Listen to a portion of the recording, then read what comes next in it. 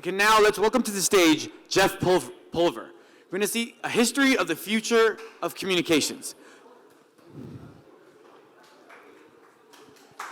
Yeah, I know it's a long day. Good afternoon. I'd like to thank those of you who came here today for this session. I'm Jeff Pulver, and I'm going to share a little bit about the history of the future of communications, or at least my history. And before I get started, I just want to take a quick poll. Are there any people here today that use WhatsApp? And do any of you use it to talk to somebody? And do any of you pay any money to talk to people on WhatsApp? Is that no? Well, you're welcome. I did that. And I'm serious about that. The reason why, not only in Guatemala, but all over the world, whether it's WhatsApp or Telegram or Signal, or for that matter, FaceTime is free, came from a dream that I had back in 2003. And so I'm going to share a little bit about my story and explain how that happened, because in the end, making it so that people can talk for free goes against the profit margins of most phone companies. It goes against the profit margins of many businesses. Yet that's the way it is today. And so, what I didn't know was that my idea to make that happen was impossible. And as I'll explain, when you don't know something is impossible, anything and everything becomes possible. And so a little bit about my story. So I have no background in telecom at all. But what I have been successful at, though, has been doing things I knew nothing about. And as an entrepreneur, I absolutely suggest that you do things that you know nothing about, because then you get to learn. And I've been fortunate many years later to have invested in almost 450 startups and started a few companies. But the people I look for to invest in were people like me, who are maybe unqualified to be successful. But my own origins in communications started when I was 9 years old. I don't know if any of you remember elementary school. I don't know if any of you really had a wonderful time as a kid. But I grew up kind of lonely. I guess we all have choices whether we choose to have friends or not. But the school that I went to, I realized in third grade, I really did not like the kids who were my friends. I just did not like them. And I think my father took exception to the fact that I basically didn't have any play dates, if you will. I wasn't going to people's homes. I just had no tolerance because, at a certain age, somehow I can feel the energy of someone and you know whether or not they're just a fake friend or not real, and I felt it in third grade. So, per coincidence, one of my father's brothers, my Uncle Fred, is a ham radio, was and is an amateur radio operator. I don't know if any of you know anyone that uses amateur radio, but before the internet, if you wanted to talk to someone around the world, you could do so for free using the radio. And when I was in third grade, one day when I got home from school was my uncle, who took me to his office. And being at his office for an hour literally changed my life. Because he shows me around his feet. My uncle was a pioneer in cable television test equipment, and he had a factory. And after all that, we go to a small room, and he had a box on his desk, a box. He flipped a switch, and it literally started to glow. And then I hear lots of noise. What I didn't realize is that behind him, in front of him, but between us, this box, was a microphone. And then he starts speaking in English, but in a language I did not understand, because for about a minute, my uncle would say something like, CQ, this is K2QQM calling CQ. And he repeated that for a minute. And the letter C, the letter Q together, it turns out is an abbreviation for seek you. I don't know if any of you were on the internet long enough to remember ICQ. But let's just say that was also inspired by a ham radio operator. In that case, I think it was Yossi Vardy, who's a ham, who inspired one of his kids to name it ICQ. But CQ is an outcry to speak to somebody. And so my uncle calls CQ, and literally for the next hour, My uncle's telling everyone in the world who queues up to talk to him, his name is Fred, he's in Farmingdale, New York, and he gives a signal report. And what I couldn't believe was how popular my uncle was, because he spoke to people all over the world for an hour, and I realized at the end of this, my uncle had the cure for loneliness. Because in fact, I was lonely, but I'd rather be lonely than have friends that I didn't like. And so I figured if I could have this box in my bedroom before school and after school, I could have all the friends I want in the world. So I asked my uncle if I could take this home. He said, no. I said, why not? Come on, let me just take it home. No! And we went back and forth. I said, I'm your favorite nephew. I was also his only nephew. And it didn't work. It turns out the reason why he wouldn't let me have it is because I needed a license. Well, what kind of license did I need? Well, he says, after you teach, as he said, as you teach yourself, and I was 9 years old, after you teach yourself college-level physics, Morse code, and the rules and regulations to be a ham radio operator, we'll consider helping you get a radio. Now, I learned growing up a lot of things about life. One of them is I get obsessive. So it took me from 9 to age 12 and a half, but I finally got my license. And I like to think that once I got my license to communicate, I haven't shut up since. And one of the things I love to talk to, and the nice thing about being on the radio is me, so then I was 12 and a half, and the thing is most people on the radio, on ham radio, are men in their 50s and 60s who don't want to talk to a 12-and-a-half-year-old kid. You're not interesting. So first I have to get a license, then I get a life lesson, like no one wants to talk to you. So I learned how to listen, how to connect, how to share, and how to engage. Those are if you were looking for ways to maximize social media strategies, the same 4 words. But as a 12-and-a-half-year-old kid, you get crafty. And so I started doing this, and what I found was that I made everyone you speak to on the radio by default is a friend. And I found people in Guatemala that had relatives in New York City who wanted to talk to their family. And on amateur radio, there's something called a phone patch, where you literally connect the telephone to the radio, and you can make a phone call. Now, people can hear on the radio, if they tune it in, they can hear the content, but it's free. So I did it for friends in Guatemala, across Guatemala, to call into New York. I had friends across Israel. And I from Puerto Rico and wherever. And I was very popular because people liked making phone calls. And I got really into doing that. And that was just a part of my life that I put aside. But it was that loneliness and the cure for it that I never forgot. And the other thing is, no matter how technically advanced we get, but I've been around technology at least since the internet went commercial. I believe that voice will always be the killer app. You will find people trying to get you to use this application or that application, but actually talking to somebody and hearing their voice.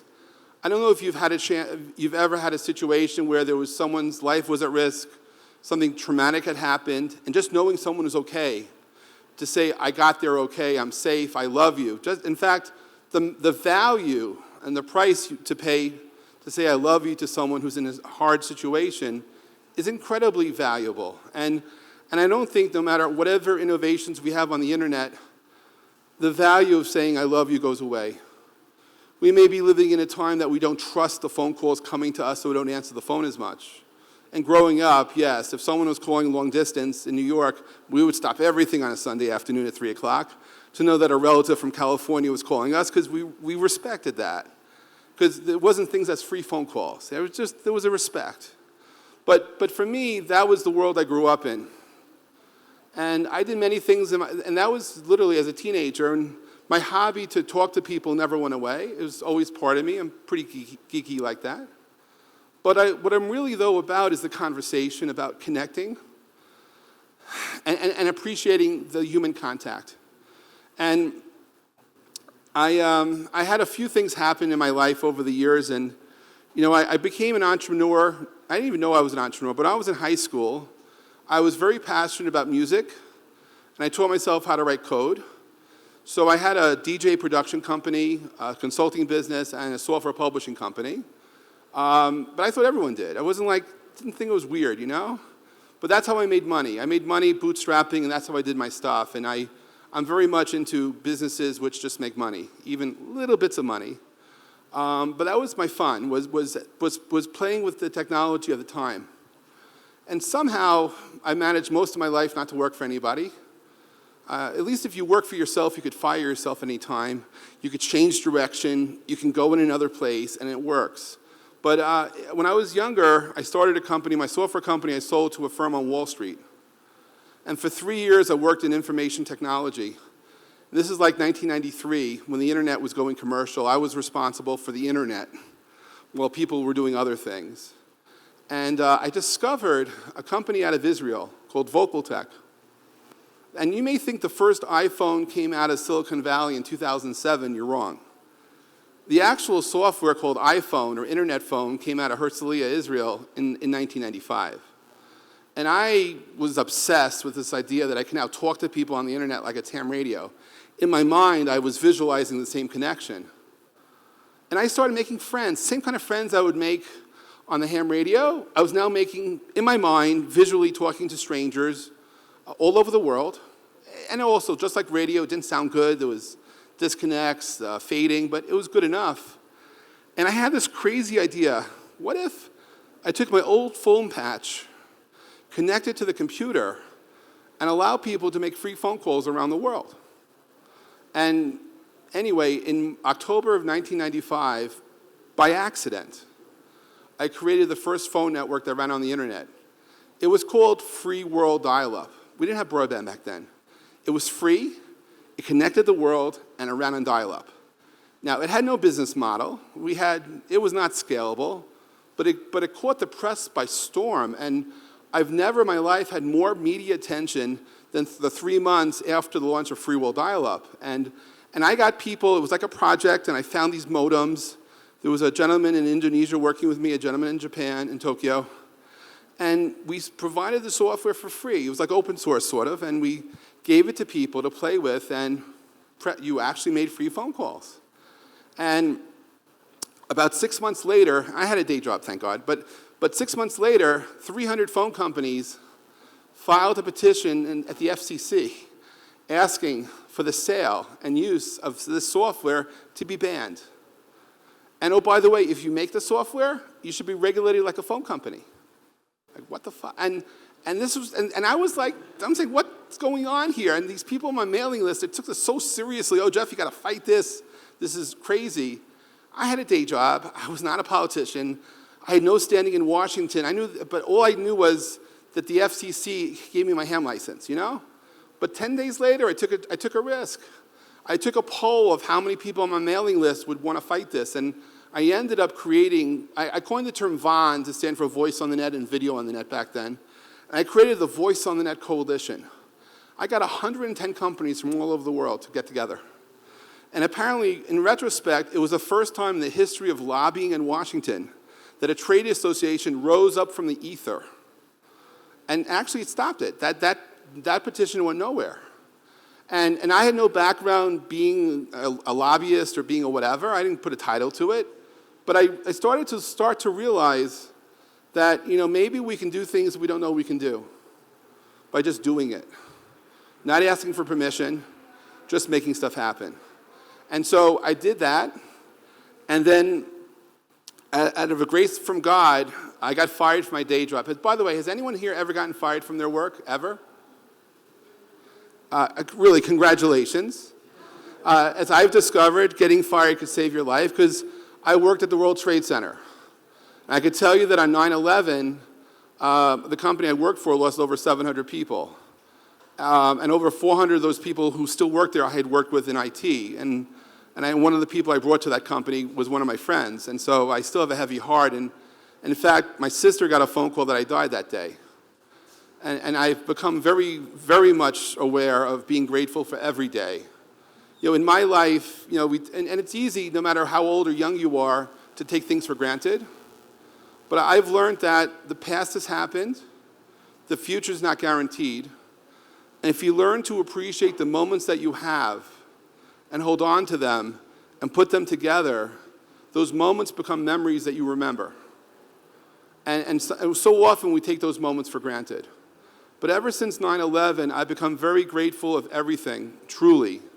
And the other thing I had at my job, though, was inertia.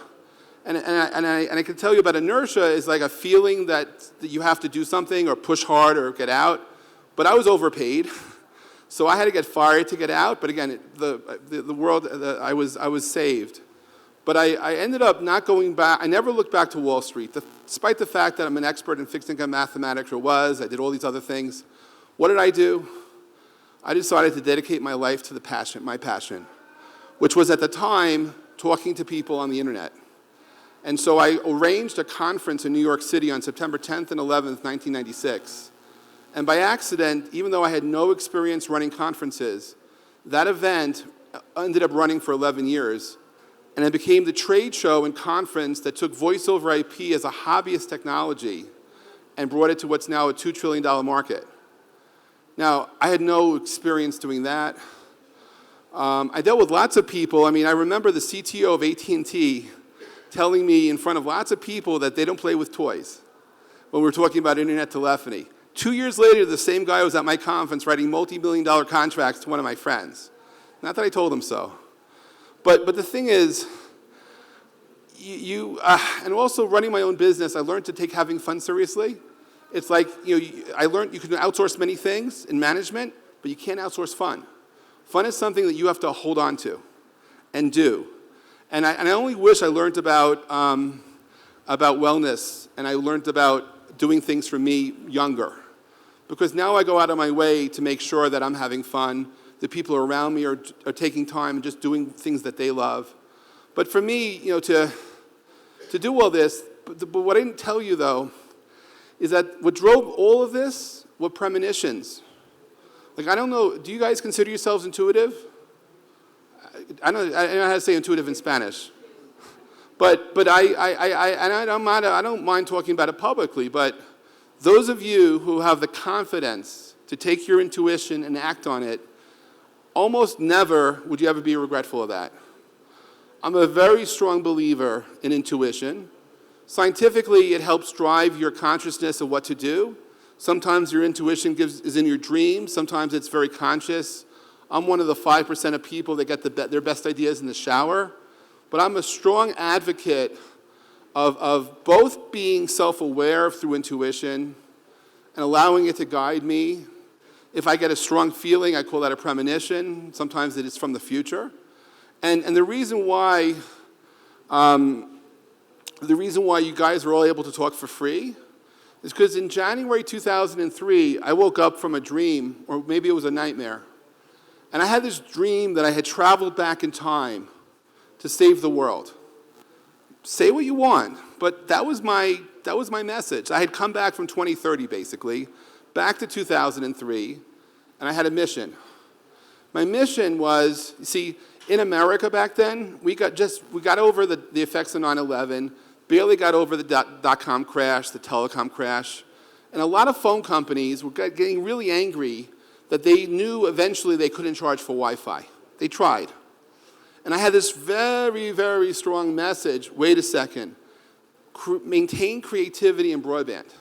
Don't let those mean old phone companies take over and take away all the upside for broadband. So I went to the attorneys that I went with to create this VON coalition, which I was chairman emeritus by then, and I said, hey, can we do something? Can I file a petition at the FCC? And it turned out I could. Why? Because that experiment that I did in 1995 called Free World Dial-Up, it evolved, and by 2003, it was the largest network on the internet of interconnected devices.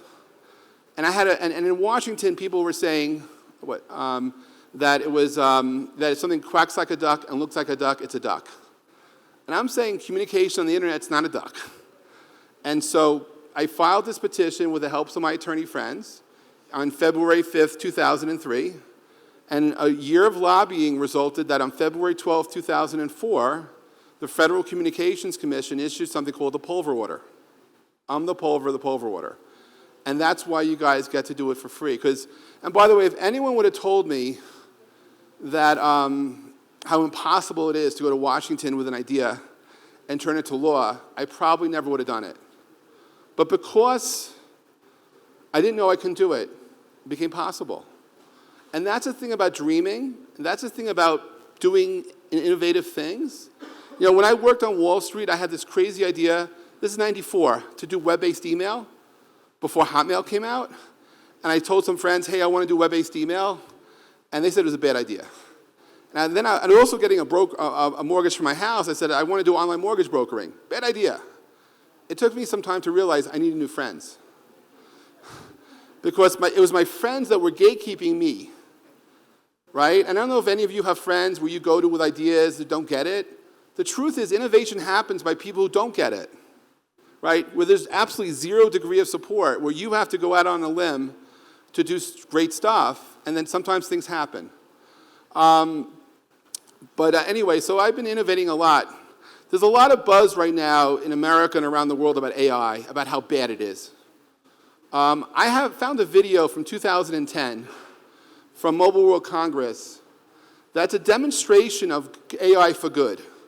Also, it's a demonstration of generative AI voice. Imagine there's a company called Google that reads your email, that knows your moods, that may know about other people's moods, and may know about other things happening in your life. And imagine if your GPS, for a minute or so, took over and wanted to do some good. Could you show this video, please?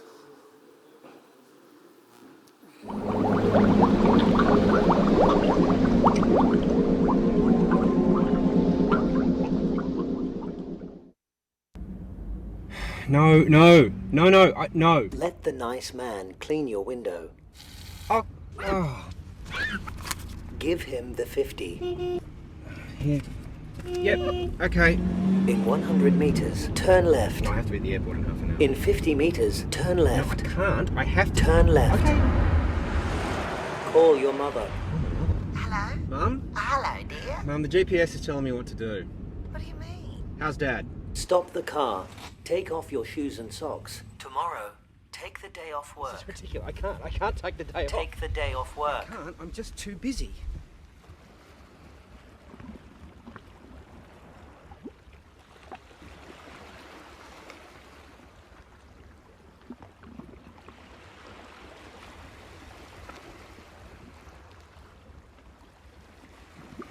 You have reached your destination.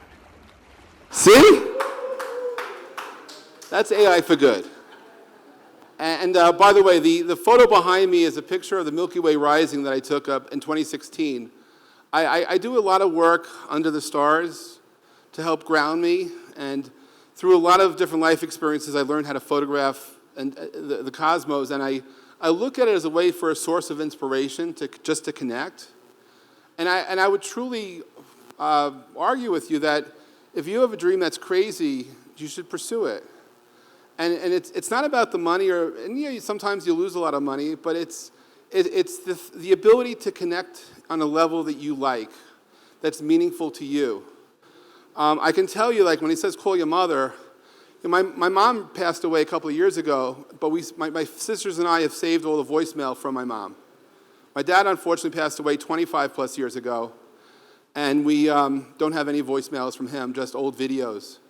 And the value of voice is just so strong. And, you know, with AI, wouldn't it be nice if my mom could read bedtime stories to her great-grandchildren one day? That's stuff that can happen. You know, the idea of everything being evil is just is propaganda as much as I'm propaganda here. It's just where you take it is what really matters the most. But I'll tell you this. When my dad died, I went to my grandfather's house, and there's a photograph of my dad when he was 8 years old having his picture taken. And I imagine now, looking back, if Twitter existed, I promise you my dad would have been snarky and would have tweeted. And I'm sure the photographer would have tweeted about my dad taking my dad's picture. What I missed out on was talking to my grandfather and asking him the backstory about that picture. Because those are memories that we don't have anymore. And in the world you're living in now, you know, not that long ago, there were only 2 types of people that were ever remembered. People that were infamous and people that were famous. But thanks to all the innovation and the internet for the last 30 years, we are all leaving behind digital breadcrumbs. That's why when someone years ago told me that Twitter didn't matter, and I took an argument to it, it's not that people should care or not care about your thoughts, but with no disrespect, a great, 50 years from now, 75 years from now, 100 years from now, I believe that when you look at the way people look at their ancestors, you'll be able to visually reconstruct people's digital lives. You'll be able to see your cousins from years ago, see their pictures, their tweets, their videos, news clippings, thoughts. And as much as right now, all I could do is find the birth records of my old relatives, one day you'll be able to leave behind in a curated fashion all your digital breadcrumbs. Now, maybe it's biased because you leave out the bad stuff, but at least it's something that you authored, that you authenticated as you. And I think that we have that opportunity to connect the world together like that, if you allow it. That you as that curator of your life can leave forward messages for other generations to see you. And so whether you had a bad day or not, and you wrote about it or you blogged about it, you see, 52 years from now, a cousin you'll never meet is having a bad day. But they could look you up and realize it's okay to have a bad day. It's okay to go through grief. It's okay to deal with stuff because we're all human. And when you can find ways to connect through time, I believe that we're all time travelers. And I did tell my niece's future mother-in-law, she asked me what I did for a living. I told her I was a time traveler. So Emily, if you're watching this on demand, I apologize. But seriously, we are all on this planet Earth. You may not know this, but we're traveling through the Milky Way galaxy at about 500,000 kilometers an hour. So we're really going pretty damn fast, even though it looks like we're just standing still. And the same analogy could be looked at technology innovation. And it takes someone who doesn't have any background in something sometimes to change. And I was very fortunate over the years to start a bunch of companies, but I find cluelessness and laziness in the right way to be the best inspiration to get stuff done. Because when I did those things, magic. And I'm a real believer that Tesla got it right. The life is all about vibration, energy, and frequency. And when you can understand your energy, you can understand what's happening around you. And if you haven't felt your own chi, if you did a simple exercise, maybe now, maybe in a few minutes, but if you take like a minute, maybe 75 seconds and rub your hands together, just back and forth and create that friction, and then pause, and then pull it a few centimeters away, and what you'll feel is a magnetism, like you have two magnets in your hands. But you will feel your energy. That's your energy. And over time, with practice, you'll be able to feel your energy from across the room, and sometimes through your relationships across the world. And there's something very special when you look at the metaphysical, the physical, and your own limitations, and you realize we're only bounded by how we think. Anyway, I'm Jeff Pulver. I hope you like this. I hope I made some sense to you guys. I appreciate the opportunity to be here, and very grateful for your time. Thank you very much.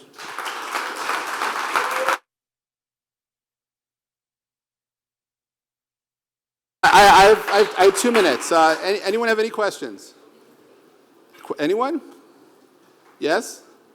I see you're very spiritual, so you can practice the tool to connect more with your intuition, or you're only a natural? He wants to know, he thinks I'm spiritual, he wants to know, did I do anything to connect? I think we're all spiritual and don't know it. We're all spiritual beings at some level, and sometimes there are life events that make it more aware. But I've been aware of my spirituality since I was in 3rd grade. Anyone? Yes?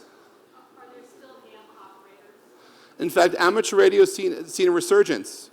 Thanks to Raspberry Pi and the whole maker world, there are actually more hams connecting the world today than ever before. Lots of the new innovation happening in networking and Wi-Fi networking and mesh networking is all coming from hams. There's a whole software-defined radio is all coming from amateur radio. So yes, there's been a resurgence of sorts. Anyone else? All right, I know you're very shy people. Thank you so much, but do wrong.